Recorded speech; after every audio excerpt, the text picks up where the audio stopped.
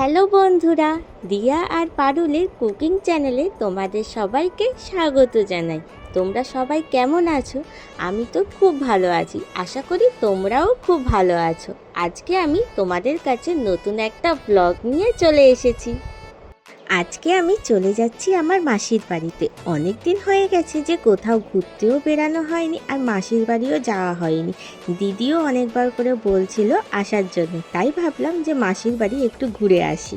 আমার এই মাসির বাড়ি ছিল ডায়মন্ড হারবারে, তাই জন্য প্রথমে আমি বাসে করে চলে আসলাম ডায়মন্ড হারবার। তারপরে এখান থেকে আর একটুখানি গেলে আমার মাসির বাড়ি। চলে এসেছি আমি আমার মাসির বাড়িতে। তারপরে কি করব না করব সেটা যদি জানতে হয় তাহলে পুরো ব্লগটা কিন্তু তোমাদেরকে শেষ অবধি দেখতে হবে।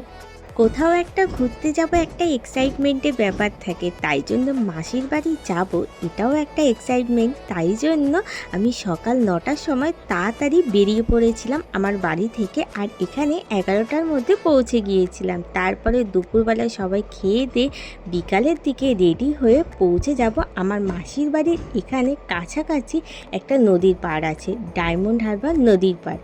বলতে গেলে আমি আমার 5 নম্বর মাসির বাড়িতে ঘুরতে চলে এসেছিলাম। এখানে আমি একা আসিনি, এখানে আমার অন্যান্য মাসির মেয়ে ছেলে মানে আমার দাদা দিদিরাও এখানে ঘুরতে চলে এসেছিল।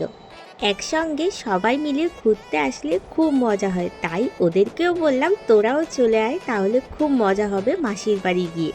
আমি তো বৃহস্পতিবার মাসির বাড়িতে চলে এসেছিলাম, আর ওরা এসেছিল আগের দিন মানে বুধবার চলে এসেছিল। তাই আমরা সবাই মিলে ঠিক করেছিলাম যে আমি আসার পর বৃহস্পতিবার সবাই মিলে যাওয়া হবে নদীর পাড়ে। তোমরা তো সবাই জানো যে বৃহস্পতিবার সব জায়গায় বৃষ্টি হয়েছিল, আর এই বৃষ্টি হওয়ার আগের মুহূর্তে ডায়মন্ড হারবারের এই নদীর পাড়টা কত সুন্দর লাগছিল তোমাদেরকে সেটা দেখাই। তোমরাও এই প্রাকৃতিক সৌন্দর্য দেখে একেবারে মুগ্ধ হয়ে যাবে।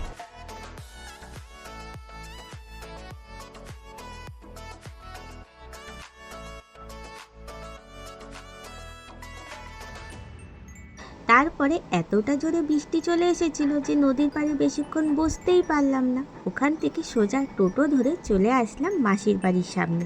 মাসির বাড়ির সামনে একটা গৌরিয়া মঠ আছে, মঠের ভেতরে চলে আসলাম, কারণ বাইরে বৃষ্টি হচ্ছে আর আমাদের কাছে ছাতাও তেমনভাবে ছিল না। কয়েকটা মাত্র ছাতা ছিল, আমরা সবাই ভিজে যেতাম, তাই ভাবলাম যে মঠের ভেতরে চলে আসি এখানে। তারপরে কীর্তন শুরু হয়েছিল, আমরা একটু বসে বসে কীর্তন শুনছিলাম, ভাবলাম বৃষ্টিটা থামুক তারপরে বাড়ি যাব। তাহলে বন্ধুরা, আজকের ব্লগটা তোমাদের কেমন লাগলো সেটা কিন্তু আমাকে অবশ্যই কমেন্ট বক্সে জানাবে। আর যদি ভালো লেগে থাকে লাইক, শেয়ার আর সাবস্ক্রাইব করতে একদমই ভুলবে না। দেখা হবে নেক্সট ব্লগ নিয়ে। টাটা বন্ধুরা।